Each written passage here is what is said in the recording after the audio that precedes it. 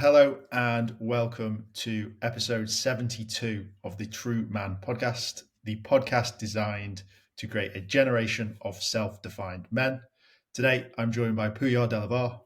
Puya, it's an absolute pleasure. How are you doing? Likewise. Thank you, Lewis. I'm doing great. Thank you very Awesome. much. It's great to be here. And Puya, in your own words, what makes you a man? Thank you. It's a really interesting question. So I believe I've been fortunate enough to be able to find something that I enjoy doing. I spent maybe over a couple of decades doing something that didn't fulfill me. I was lucky enough to be in a position that I could leave the corporate world, which is what I was in before. And now I'm doing something that actually helps others. I enjoy it. I find it fulfilling. And I think it's been something that is very much needed in the world at the moment. I certainly needed it about 10 years ago, and I couldn't find someone who could help me. So I'm trying to be that one person for others if I can. Awesome. So it's being the man that you needed. Is that That's it, exactly. At the same time, I've got two kids, I've got two daughters, and I want to make sure that I'm the kind of role model that they would like to see as a person that they want to be with in the future, by just being around the dynamics that I show them. Awesome. So, Puya, why don't you tell us a little bit about why I invited you onto the podcast? What is it that you do in the men's space? Absolutely. So, putting it in a nutshell, I help men who want to rescue their relationship or they want to rescue their marriage because it's heading down the wrong direction. And I help them by going through three main phases to be able to, it's basically a self-awareness program that I offer for them to be able to be more aware of what it is that they do and how their behavior or how they see their partner's behavior can impact their relationship, makes a number of changes, then making those changes into habits, which eventually ends up creating a relationship that is extremely fulfilling and they can enjoy life a lot more. And at the same time, it saves their marriage, so they avoid divorce. Which I think the majority of men want when it comes to their relationship. What's one of the biggest things that crops up in a marriage that maybe 5, 10, or that holy 7-year sort of itch that seems to be used in mainstream media? What are some of the big things that start to creep into marriages, or where do men start to let themselves down? Yeah, that's actually a really good question. That's something that I think we need to have a lot more spotlight on. What is that? From what I've seen, marriages fail at different ages or at different stages because of different things. So in earliest phase of the marriage, we're in this honeymoon period, everything's great. We're in it with a whole set of expectations that we might have not communicated to our partner, but we still have those and we're very hopeful. As we go through this relationship, we might have kids, and then the focus changes. So it's no longer what you aspired your relationship that you wanted to be. The focus becomes, oh, I'm actually now responsible for someone else. So what happens typically when men, especially around midlife, when they pass that phase that the kids grow up, both women and men remember, oh, actually, this is what I wanted for my marriage and I didn't get it. And that's a time where we typically go through a crisis because you remembered what you wanted, what you thought you wanted your marriage to be like. And because you don't have that and you don't have the focus of the kids anymore, you have a personal crisis that you go through, and there might be a discrepancy between what you wanted and what you're getting, or what your partner is like as to what you wanted them to be, and that causes a discrepancy, and that's where typically the marriages fall apart. So it's either very early stages where you realize, okay, you're not really a match, and or at the later stage where you think, okay, well, I've gone through this, now I want something different. That's not what my partner is giving me, so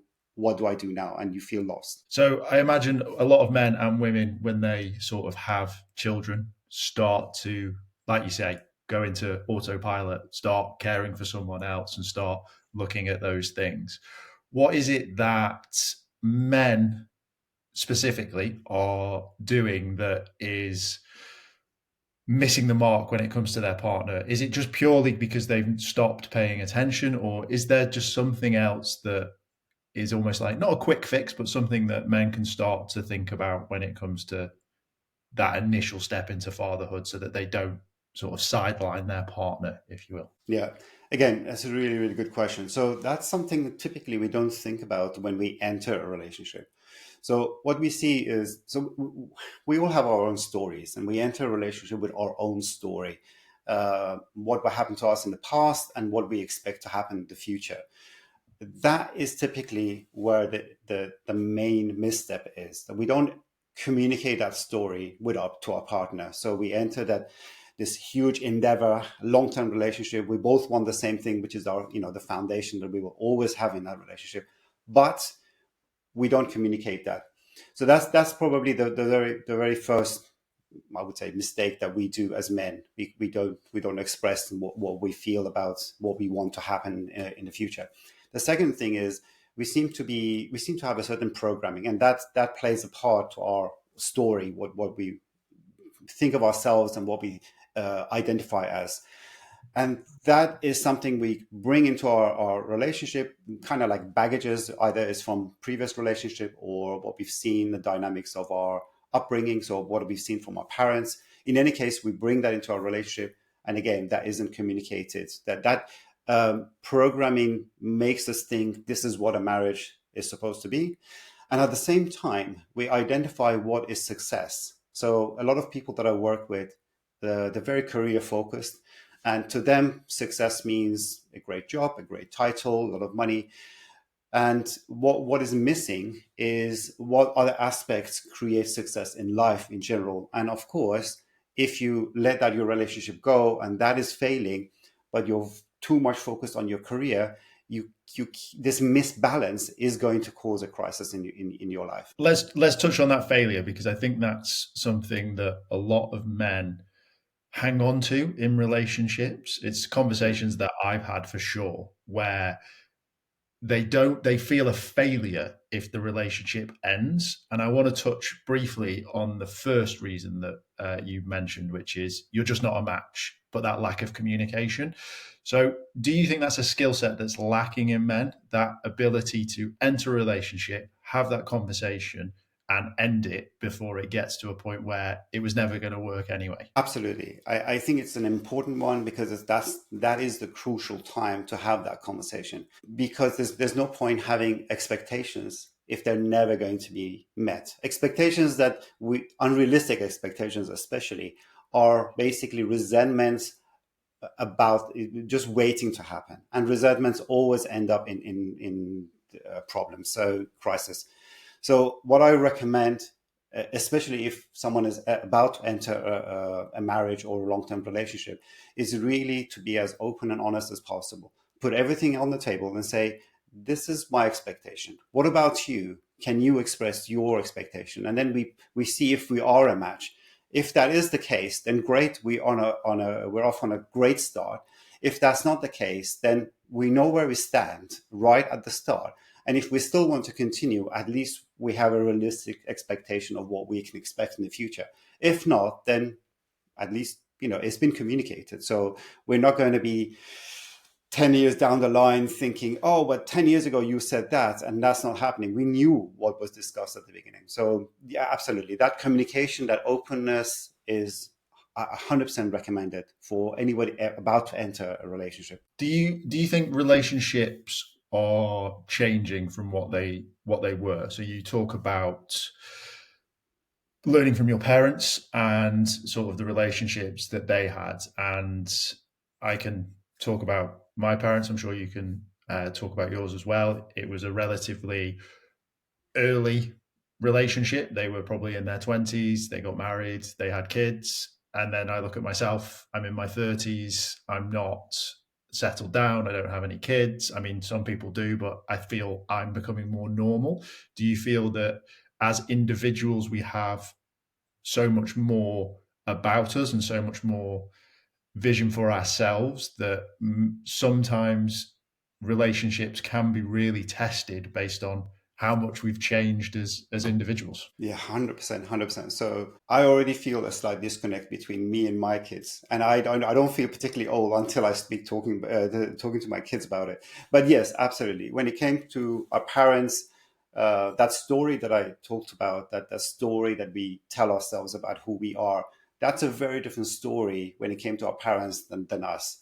So I think in the case of our parents, it was you enter a relationship with a different mindset of what your goal is with that relationship than now. Now it feels as if there's a lot more self involved than us. So there's less willingness to make it work, so to say, than it was with our parents, maybe. And again, the previous generation, even more so. Um, I myself I had kids when I was in my late 30s, so I was probably also a late starter. But as you say, I think this is becoming the norm because we're very focused on what are we, what is our story, what is our achievement, what do we consider a success. We focus on that, and then marriage and kids and relationships comes second to that. So, and I think with our parents, it might have been different. This is probably why they entered a marriage in the early 20s, because that is part of what they consider a success. You just get married, you have a job, and so on. For us, it's more like, okay, we work on yourself, you have an education, you get a career. Along this process, you might also get married or not. You might also have kids or not. So it's a very different story. So it's important to understand what are we telling, what story are we telling ourselves as to what we want out of life. For sure. It's an interesting dynamic because, like I say, I still sort of like my parents are divorced, and I think that again is more normal, right? There's more divorces. That maybe there's an element of waiting for the right one based on that scenario, and like that's sort of what you touched on before. But then on the other side, so maybe sort of stepping into your children's shoes and looking at their future a little bit, we look at dating apps and the increase in choice and the increase in options for both men and women. What effect, if any, has that had on guys that you've spoken with and relationships that you've dealt with? What's the future like for relationships? Yeah. Ooh, if I could have a crystal ball, I would love to know that. But it is a tricky one. So um, I think our generation, or rather my generation, things were so different. It's difficult to compare it to how things are at the moment. But uh, one thing that I see that is missing these days when it comes to relationship is that screening that we do when it comes to finding a match, finding someone that we think, okay, they're a good fit for us. Because even though you said that we have more options because of the apps and everything else, what's missing is that those skills that we typically need in order to find someone, those skills are missing. So I listened to a talk the other day, and this lady was talking about having been on the tube and watching a girl and a guy, both very attractive, sitting next to each other, both on their apps, completely missing each other. And she looked into what they're looking at apps. They were both on dating apps. If the phones weren't there, they probably would have noticed each other. And so again, the dynamics are just so different, and unfortunately we seem to miss out on learning those skills, to be able to think if the other person is right for me or not. That's something that we might have had as an advantage in our early days when we found people, whereas these days it's a very different story.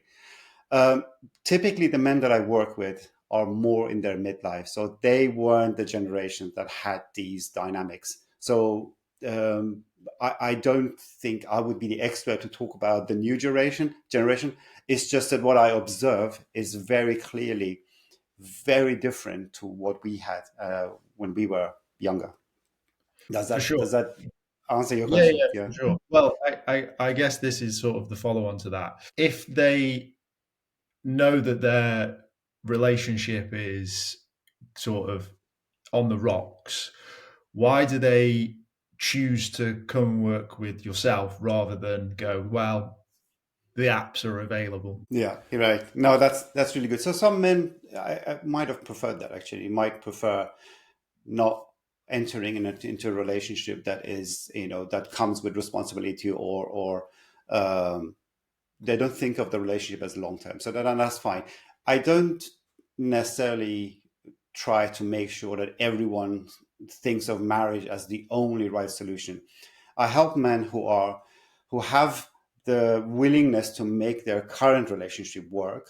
So if they see that there's no way out and that it's actually healthier to separate, by all means, I support them. But if they think, no, we have a chance, I would like to make the marriage work, I just don't have the know-how, that's where I step in and help them to make sure that they make that connection.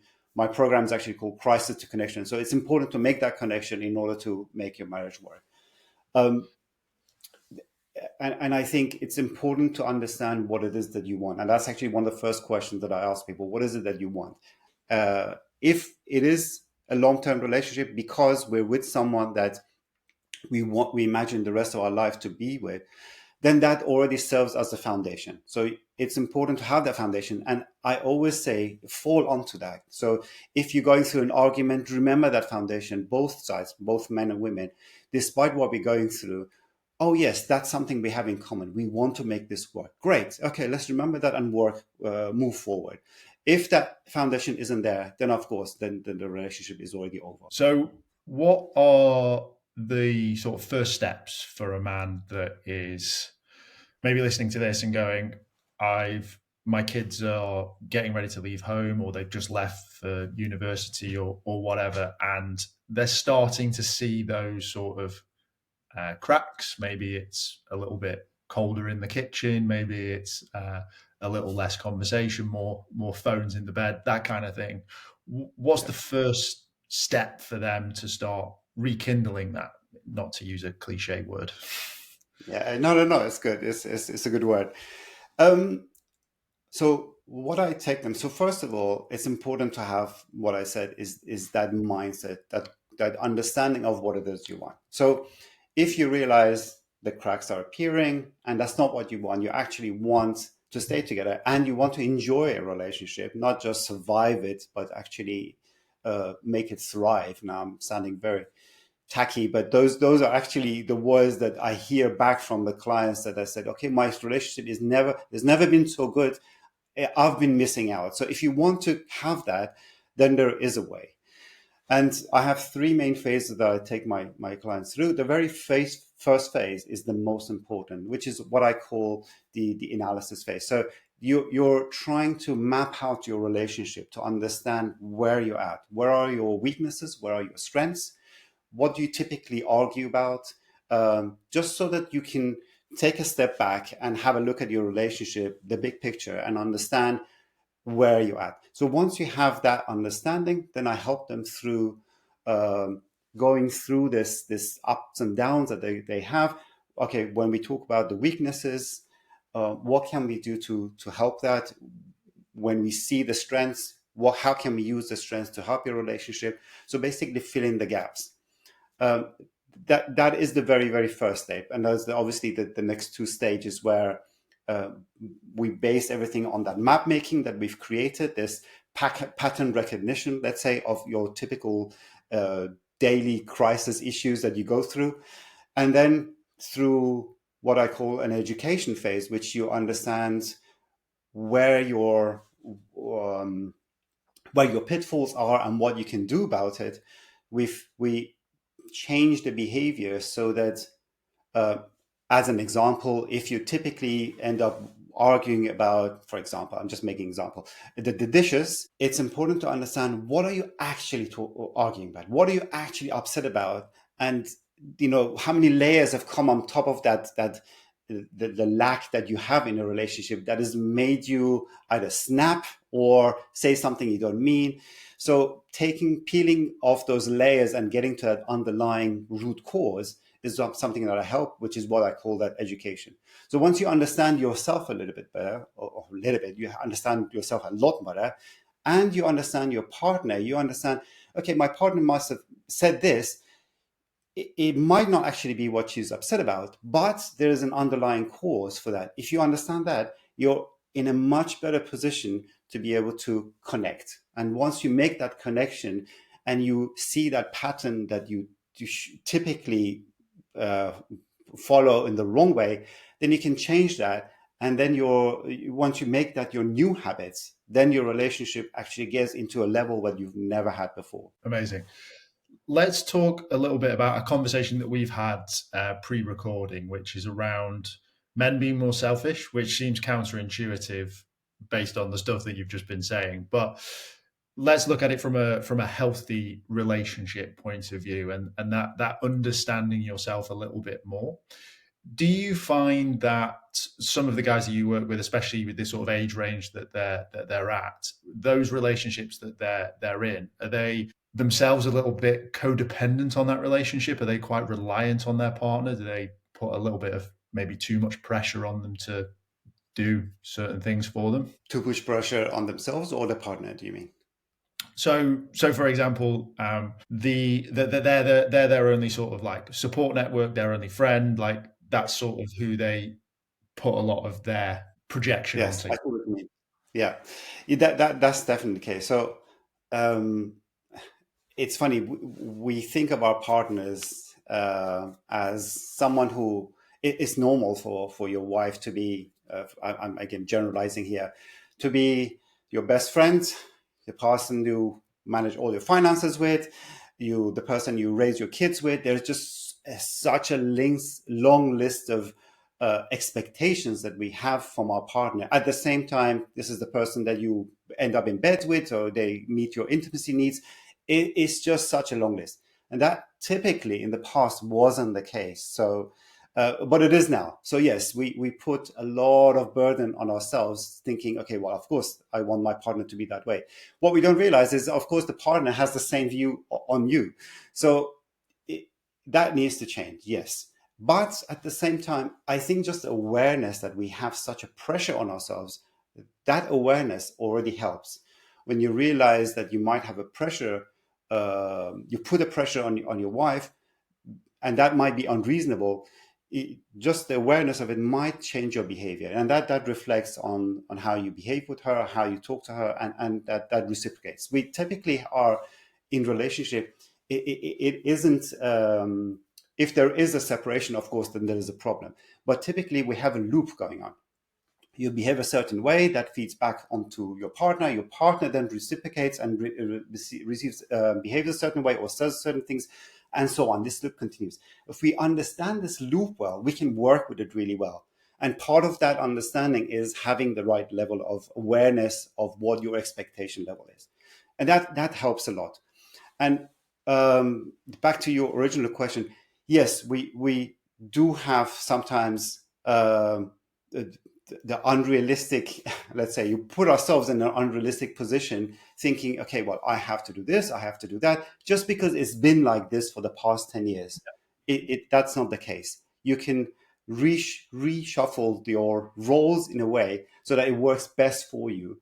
But again, you have to have that awareness, you have to have guidance to be able to have that understanding. And that communication, right? Like it's an open conversation. That communication is one of the key things. That the worst situation is to be in is to not understand what is happening, not communicate that, and just have an expectation. And that just leads to resentment because your expectations aren't met, and that causes a problem 100% of the time. One of the things that we talk about a lot on this podcast is sort of men's groups and men doing other activities outside of like that sort of traditional, I'm going to go and do this with the wife, I'm going to go do this with the kids, but starting to make some time for themselves. And some of the feedback that we've received from partners is he's a new man, he's got a twinkle in his eye, just to name a few examples of some of the things that I've heard. Obviously, that initial stage of rebuilding a relationship is going to be a lot of that nitty gritty together working. But say you get through that, is that something that you'll then promote as starting to build on that foundation that you've recreated? Absolutely. So one of the things that I ask my clients is, when do you find your partner most attractive? And the answer is always when they're doing their thing, when they're in their zone. And that's so important. If we're always trying to please our partner, then we're never finding ourselves. So we're never really thinking, okay, what is it that I want? What is it that I'm good at? independent, you can still be in a relationship but still hold on to your identity at the same time.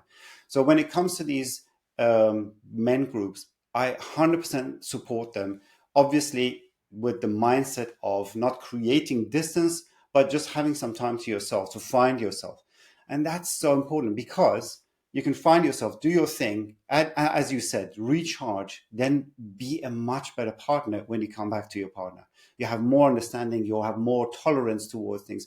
When you're always in a stress level, then you can't be that kind of partner that your partner wants. And your partner probably wouldn't want that. They wouldn't have the same level of respect for you. So if you can find yourself and be in your zone and excel as yourself, and it's important to find that what that means, I think you would instantly be more attractive to your partner, and your partner probably would want you to do that. So I think it's a win-win, and I absolutely encourage it. The word respect you used there, which is something that I'm exploring in a conversation that I'm starting to unfold. I think respect is the foundation of attractiveness. I think if a woman doesn't respect a man, then there's no chance, no matter how attractive he may be or how successful he might be. But for me, the reason that I sort of allude to that and the sort of steps that I'm taking is that self-respect is then allows people to respect you. So looking at boundaries, so looking at when to say no, when you want to play golf, when you want to go to a men's group, when you want to spend time with your mum, when you want to go and play with your nephew, whatever it might be. It's having those boundaries built into yourself. And I think for me, correct me if I'm wrong, that makes you more attractive as a man. Absolutely. So I have some interesting stories to tell you. Obviously, I'm not going to name names, but so I have actually seen dynamics where the woman refers to the husband as the third child. Obviously, that instantly makes you cringe. I can see that. But what's interesting about it is that she doesn't see that there's anything wrong with that. She's probably jokes about it, and she does that in when we were at the barbecue, so it is in front of other friends, thinking it's okay. That bringing down that respect instantly puts the man in a very different place. So respect is extremely important. Actually, one of the things that I actually have as part of my education is there are three main needs that we all have, men and women, in a relationship, that these needs need to be met. And if any one of these or a combination of these isn't met, you end up in a crisis. You end up in an argument, and you don't even know why, because you don't realize your argument is because of one of those needs not being met. And that's what I meant earlier when I said we peel the onion, the layers, and just get to the underlying truth. So the first need is the need for closeness. Now that includes intimacy, that includes just someone's presence, just feeling that you are taken care of by the other person. If that need isn't met, again, it causes a problem.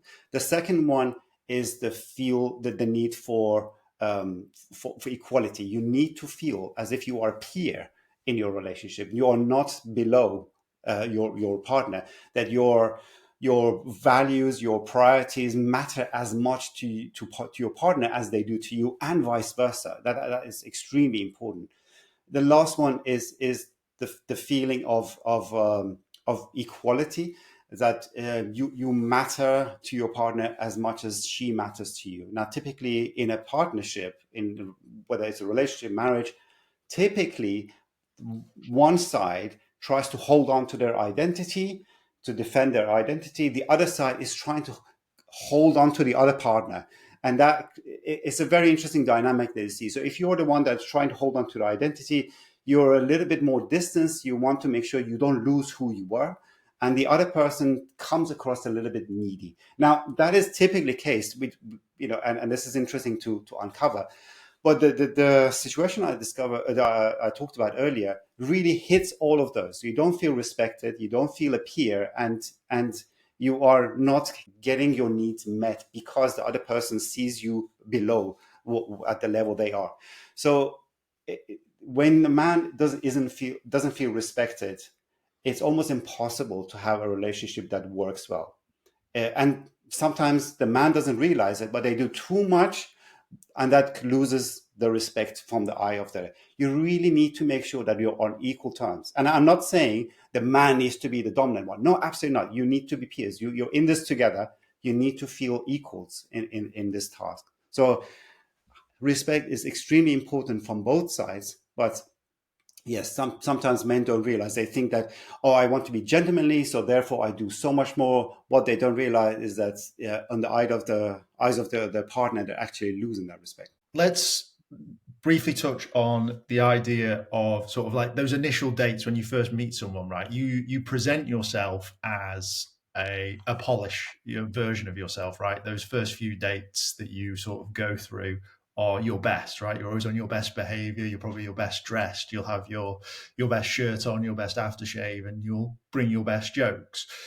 And that's usually what attracts your partner in that scenario. And usually, just to use a heterosexual example, is the man is the one impressing the woman, right? That tends to be the case. And there's a lot of stuff online that men try and attract up, so they try and attract above their level, so they're probably really peacocking at this stage. When it gets into that relationship and you talk about that mutual respect, do you think that a lot of men are like, I've got her in a, like, I'm married, or we've got like that, and they sort of let that facade slip? It is them, but it was just them for those first 3 dates. Yeah, no, I know what you mean. That seems to be a recurring thing with men. Um, but I have to say, it's not just men. Sometimes women, women also want to present themselves as great. Yeah. It's common. They want to look their best on the wedding day, but then they let go when they think, okay, well, I've got him now. But men do the same. We humans do that. It's just normal. When it comes to match or rather mate finding, we show off, and then when we think, that's okay, I'm not going to lose that person, then we let go, which is a bit of a shame. I think the cure to that is authenticity. If you don't, well, the smaller your mask, or the lack of the mask, that really shows your true self. And if the other party, if your partner or your potential wife or husband likes you for who you are at the start, you're guaranteed to know that isn't going to change in the future, because that's who you are. So you're set. You're never going to have to live with that concern, that worry. What if I drop my mask? What if they see the real me? And then what? I might lose them. So you're always in this needy, this pretense, let's say, behavior that it is extremely stressful. So I say, right from the start, make those uncomfortable jokes, be yourself, just enjoy it. And if it doesn't work out, well, it wasn't meant to be. Actually, it's a good thing. If it does work out, great. You actually get attracted to someone who likes you for who you are.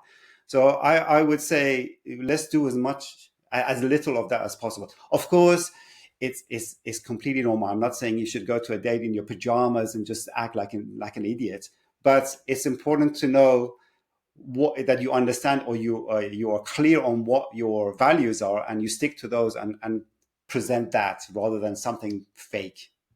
Yeah, If for that makes sure. sense. So I guess there's that one side of the coin, right, which is be your authentic self and be who you are. But a lot of men, especially the men that you work with, right, they have drive, they have ambition, and they have goals. Yeah. And usually that means that they will attract a woman that also has a similar sort of thought process, and that might be in another way. And that individual will grow through their lifetime as much as the other person. What I find in the stuff that I do and the men that I speak to is that a lot of men stagnate, and that their partner, again, to use a cliche, outgrows them. And what I'm trying to encourage is that self-respect, that self-drive, that self-vision on what you want to do as a man, not just for relationships, just in life in general.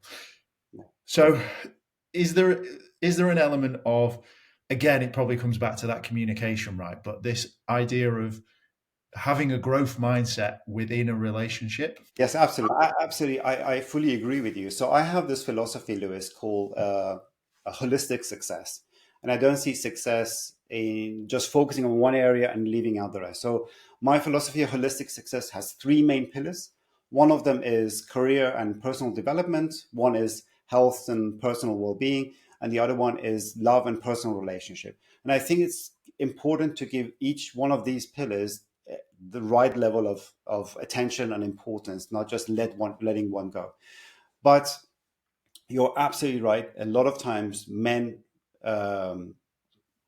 do let themselves go. It's the woman that then improves herself. And we typically find mates what we think are a little bit better than us, because we think we have a good deal there.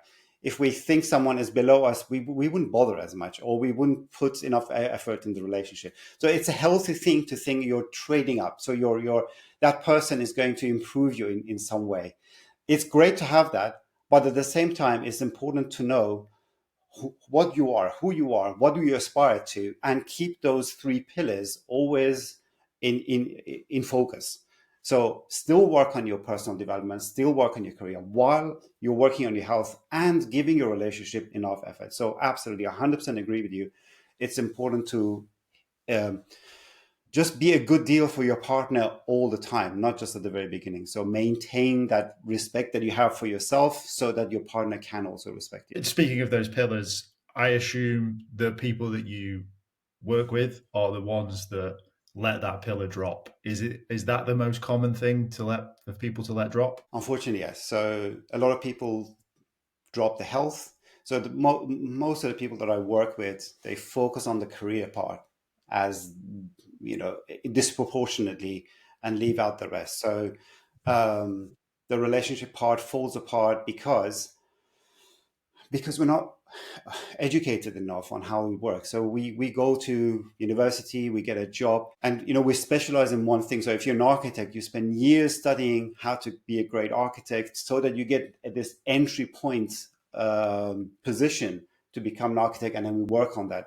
We educate ourselves. I would say we don't educate ourselves at all when it comes to relationships. So if we put as much effort into a relationship as we do in our career, then the relationship would, of course, thrive the same way our business or our career does. And the same goes for health. So yes, typically the men that I work with, initially at least, they've put a disproportionate amount of focus on their career and not enough on the other two pillars.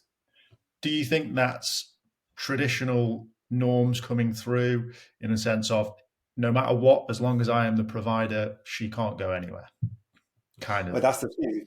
That's the tricky part. So that you said the provider, and that's also something that's changing a lot. So a lot of men, not typically the clients that I work with, but I see that quite often, where they might have been the provider, but they're no longer the provider. Of course, that change in dynamic creates such a big shift in relationship that obviously it puts the women in a much different peer than themselves, and then they feel like a failure. They feel as if they're not good enough, and that then creates a new set of insecurities that then reflect on relationship, which is a core formula for disaster.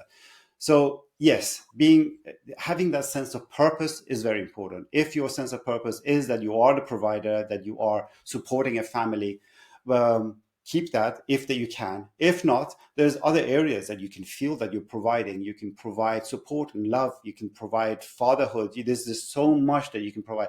It doesn't mean that just because you're not financially providing to the relationship that you can't provide in other ways. For me, I think those things to provide are more rounded. I think they are better. They may not be classically quantifiable, but I think they make you a better human anyway. I'm kind of glad that there's been an economic shift, if I'm honest. Like, it's not really a role that I would want to do if it was forced upon me. I like the idea of these partnerships, the shared weight, like from cooking, from cleaning to childcare to bringing stuff to the table. But there is an economic shift, right? And there's still traditional things held. And those traditional roles that you sort of mentioned, like an architect or a lawyer, they were sort of the roles that you went into because you could do that. But even now, on those salaries that are good, but they're not amazing, it's almost impossible to be that sole provider. So Yeah. things are changing, and it's how do men be more equipped for that change? Because it's only accelerating, right? Yeah, yeah, no, absolutely. Um, that it is very interesting how much our society is changing and the dynamics. Um, I think it's important. I go back to my point of authenticity. It's important for you to have values, identify yourself with strengths that aren't material, that cannot be taken away. If you identify yourself with your title or your position or your salary or your car or house or whatever it is that can be taken away, then you're putting yourself at risk, because that isn't really who you are. You've just created this facade that you think you are. And if once they're taken away from you, you feel as such a loss that you go into a crisis. So um, it's important to identify yourself with things that cannot be taken away from you. If you're a good husband, if you're a good father, these cannot be taken away from you. If you are providing help in the community, if you are helping others, these are things. If you identify yourself and you can then build on it, you can strengthen these values of yours. You will never find yourself at a crisis. You will always feel that you have purpose, and this lack of purpose is something that makes us feel depressed and lost. So, and again, we go back to respect. If our partner respects us for what it is that we do for the community, for the family, for everyone else, for our children, that will always remain, because you can always have that respect regardless of what job you have, how much money you make. And these things are so important.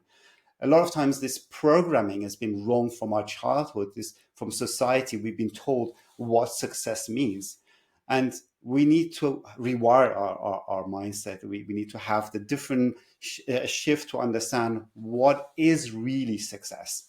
And if we understand what success means to us and we stick to that, there's no reason why we cannot have a happy life. 100% agree. 100% agree. In regards to all of those things and how things are changing in the sort of men's space as a whole, what is it that you really like at the moment, and what do you want to see a little bit more of? I would like to start with what like to see a little bit less of, and then we can go to what I like to see more, if you don't mind. What I'd like to see less of is a divide. I've seen more a divide happening between men and women.